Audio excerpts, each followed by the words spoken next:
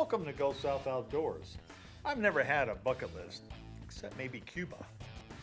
Maybe it was a Hemingway mystique or perhaps a spillover from the stories my parents used to tell me about living in Key West, only 90 miles from Cuba.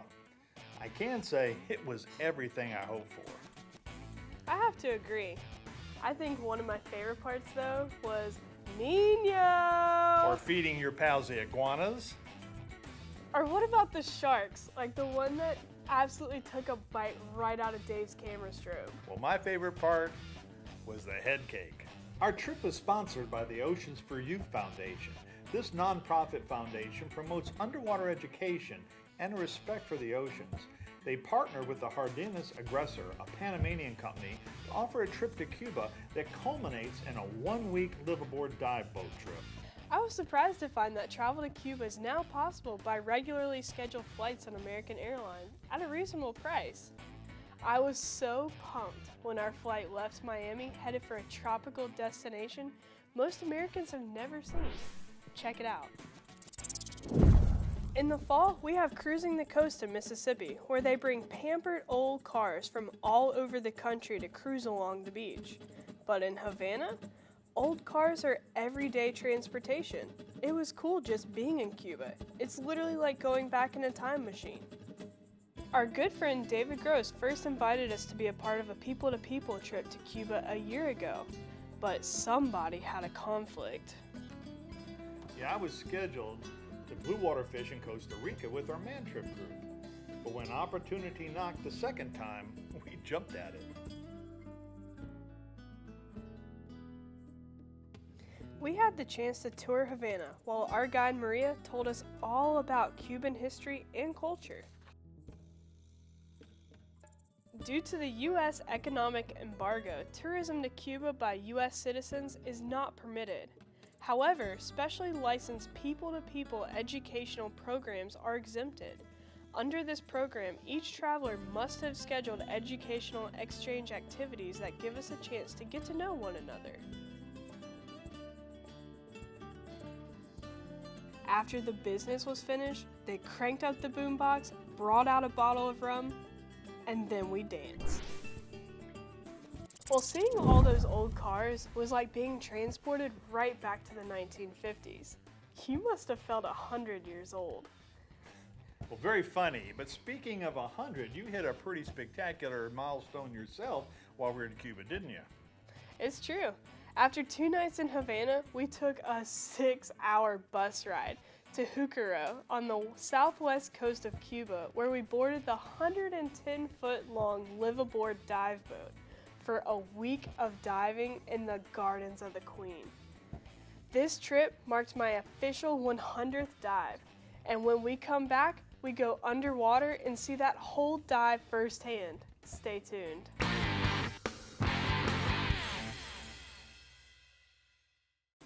Welcome back to Gulf South Outdoors. I've had an awesome journey on my way to 100 dives. I'll say, when I got scuba certified at 17, you did it at the tender age of 10. Since then, we've dove a lot together. True. We've dove the Keys, the Bahamas, Utila, Belize, St. Martin, and even the Caymans. But I gotta say, having my 100th dive take place in Cuba made it that much more special. Check it out.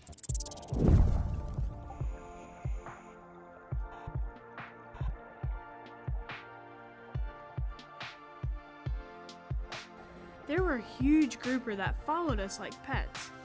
The Garden of the Queen's Reef in Cuba was truly beautiful. Lots of coral canyons and caves to explore. Loads of reef fish, like this queen trigger, and plenty of angelfish.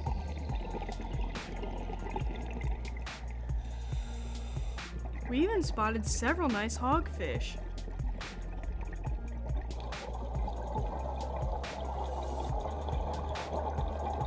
Even more moray eels. This one had left his cave and was swimming about. And even this one being serviced by a cleaner fish. If you look close, you can see him at work.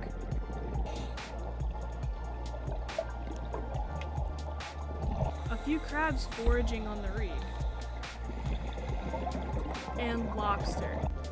Lots and lots of lobster. As much as I love catching them, it was hard to resist.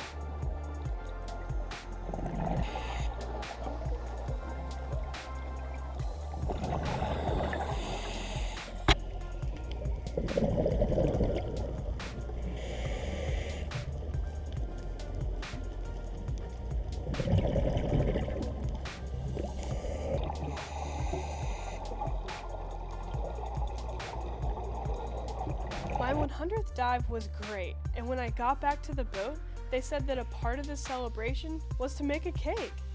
Great! Well, that is until I found out how they intended to make it. On my head. Gross. While we were down there, we found that Cuba is taking a different approach to a problem we have right here in our waters as well. You must be talking about lionfish. Here in Mississippi, we've resolved to eradicate, or as Deepwater Mafia says, alionate lionfish the old-fashioned way. But in Cuba, they're exploring ways to encourage nature to deal with the problem. But in order to do that, you'd have to find a fish willing to eat something covered with venom-filled spines. What kind of fish would do that? When we come back, our clip of the week will show you just that. Stay tuned.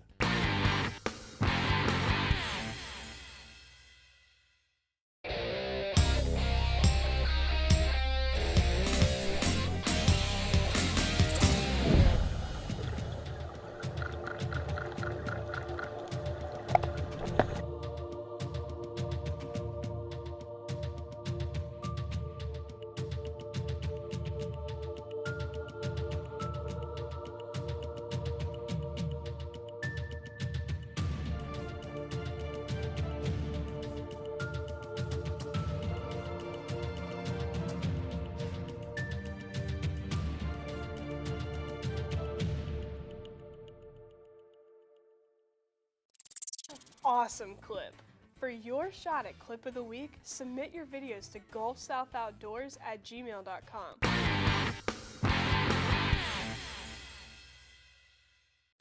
Welcome back to Gulf South Outdoors. When you're diving in a tropical paradise, the last thing you expect to come across is a graveyard. And I'm not talking about a headstone or two. I'm talking about a mass grave of conch.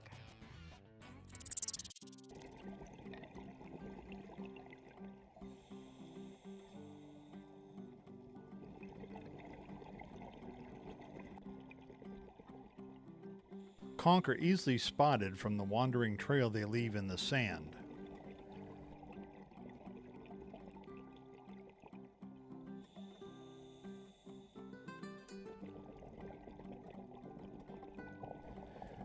With the polished pink interior of their shell, queen conch are beautiful creatures. A few years ago, we came across a conch graveyard while diving in Little Cayman. Apparently, a circular depression forms that's naturally encircled by a ledge a foot or so high. Queen conch cruise along the bottom happily feeding until they encounter the top of the ledge and then they tumble off. Once they land on the bottom, they can't escape by climbing back out. So eventually they die. There were dozens of live conchs and hundreds of dead ones in the one we found in Cuba. Well, I suppose this is nature's way of maintaining a balance. As much as I like cracked conch chowder, and conch ceviche, I sure hated to see such a waste. I guess they support the food chain. It's nature's way, I suppose.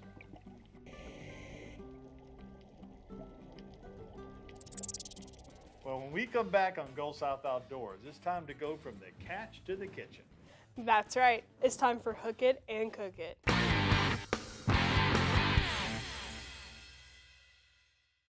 From the catch to the kitchen, it's time for Hook It and Cook It. Hook it and cook it. From the catch to the kitchen, it's your front row seat to learn mouthwatering new ways to fix seafood. It's time for Hook It and Cook It. All right. We start at the back end. We make that first incision, feel for that backbone. As soon as we hit her, we come to the underside and do the same. Just reaching for that bone. All right, now we'll go ahead and take some of the skin off. Now that's a couple nice sized fillets, but about how many portions would you normally expect to get out of that? Usually for the tacos, out of this one fish, you're probably looking at probably about 30, 35, 40 tacos. Really? That's a lot of tacos. Yes, indeed. What I'll do, I'll go ahead and start portioning these, about 2-ounce portions. So I like to cut them on a bias. Lets the fish cook a lot faster. So now we're gonna give these a good dusting of Chef Paul's blackening seasoning. You wanna make sure that you have your cast iron skillet piping hot. And you know that she's piping hot, she'll start talking to you. She'll whistle at you and start smoking. That's how you know it, okay? That's it. We want to dust each strip. Make sure you got a good coating all over it. Okay. Well, who got you into cooking? I mean, how did you go? Different people have different stories, but how did you end up in cooking? I tell you, since I was knee-high, my grandmother always had me in the kitchen. What was her specialty? Being from Venice, Louisiana, anything out the swamp. I say once you got a nice coat on both sides of these fish, usually takes about 3.5 on both sides.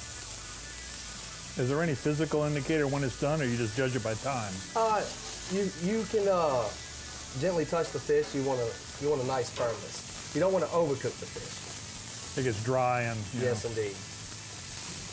Like I said, with that piping hot skillet, it should sear all those great flavors and juices right on into the fish. Okay.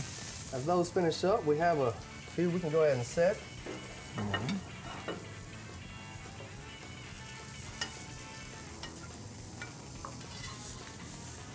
About a spoonful or so of cabbage. Is that about enough, or Yes, is that too much? indeed. Plenty. I like that. Okay. You don't want to mask that flavor of that fish. Just little garnish is all. That's it. So is that too much and that too little, or? That looks just perfect. Just about, okay. Just another little spoonful there. All I right. think should All be right. ready. All right. Now, I can see some of those jalapenos in there. I guess you need to be careful to get the seeds out of them. Is that right? Oh, 'Cause most definitely. That's where all the heat is, and the seeds and the capsicum, which is the white little veiny in that jalapeno.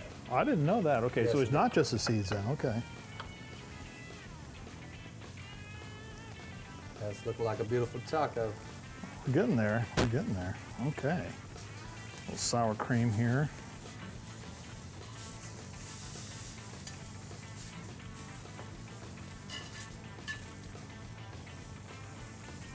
Well, Charlie, the cooking's fun. I enjoy that, but this is my favorite part. Yes, indeed. So we're ready to taste it now. Now, in this case, we just done the tacos, but what would you normally recommend that we have as sides for something like this?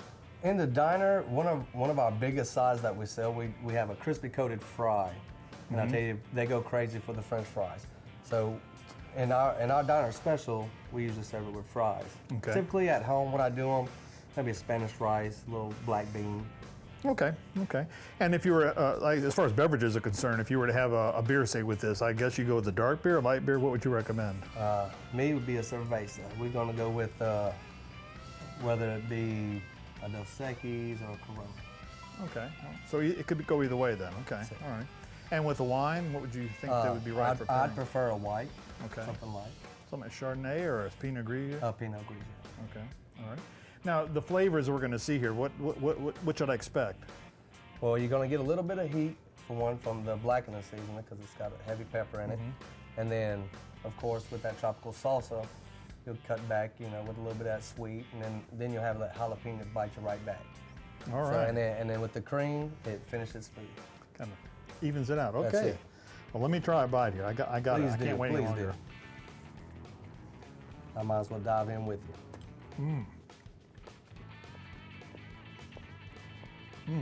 That is excellent. Like you said, it's pretty spicy, but the salsa kind of evens it out a little bit. That's a really nice blend there. I like those. No, I've not had tacos like this before. This is a specialty. I'll have to learn how myself. Please do. You have the recipe. Thanks for joining us this week on Gulf South Outdoors, and tune in next week for more of our Cuban adventures. But until then, check out these clips. See you then.